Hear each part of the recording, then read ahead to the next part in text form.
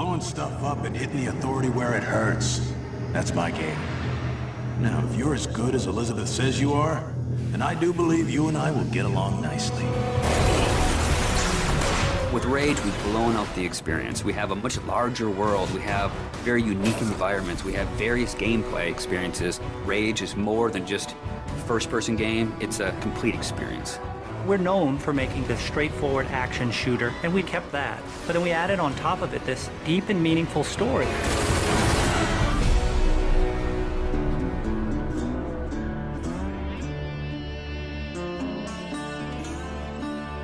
So the story of Rage. We had the setting, we knew we wanted to have it on Earth, then we had to decide how we would destroy the planet. And we actually found that there's a real asteroid, which is called Apophis, which will pass by the planet around 2036. So in the fictional world of Rage, when the governments of the world discovered that Apophis would hit us and destroy most of civilization, they initiated a program called the Eden Project. So the game starts out where you are an Ark survivor. You are one of those people buried in 2036.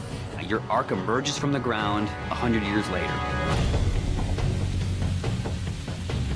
Unfortunately, you're the only one that survives in your Ark.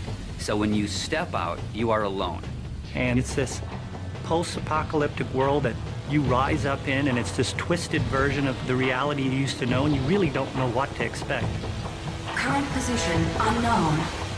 There's mutants and there's bandits, you know, and there's groups of settlers trying to survive. You people are only trouble. Now be on your way. The world has moved on, and it has its own thing going. We don't give the character a name or a face that's unique to the story. We want the player to jump in and actually add his own identity into that character. So when you step out of your Ark in Rage, you have no idea what your role in the bigger conflict will be. At first, all you are worried about is surviving. And you team up with some settlers, and you're doing some odd jobs. So here's what I need you to do. So you're not just going from one area to an airlock to the next area. It is an open world. It's believable in a sense. And it's the story and the characters and the setting that really delivers the gameplay.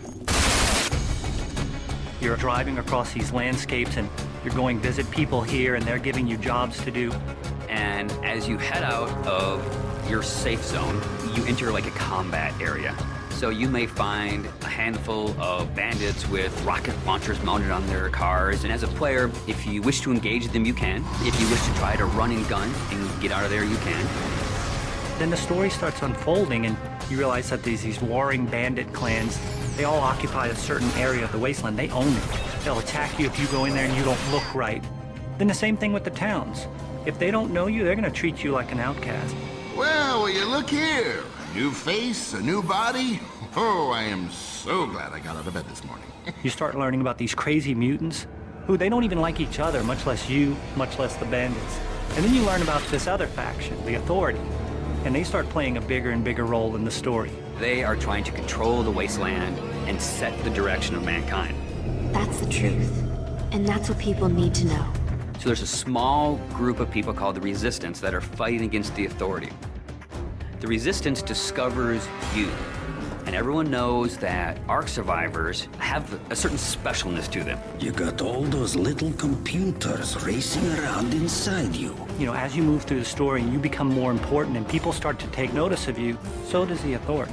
As you, the player, get your weapons and start interacting with the characters and start fighting all the bad guys in the world, you understand what your role is in the world. So, you're the new team member. The story in a game really gives meaning to the action. It creates the setting that all the gameplay exists on. And if you have a compelling story, and you have compelling action, and ways to drive the player forward, it just creates a richer experience and a more complete package.